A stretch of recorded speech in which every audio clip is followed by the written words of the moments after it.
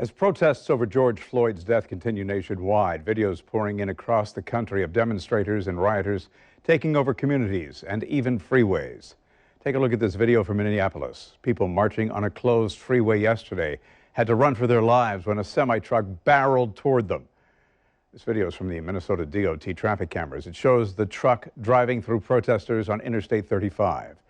Here's the same scene from a different vantage point. You can see and hear the chaos that erupted. This is cell phone video as the truck barrels through with its horn blaring. The Minnesota State Patrol says nobody, thankfully, was seriously hurt. Patrol called it a very disturbing and inciting action by the driver, but it wasn't clear whether it was deliberate. Officials say the truck appeared to have been on the freeway before barriers were put up to close it down. The driver, 35-year-old Brogdon Verchico, was arrested and is charged with assault. He was treated for minor injuries following a fight with rioters. He is being held at this point without bail.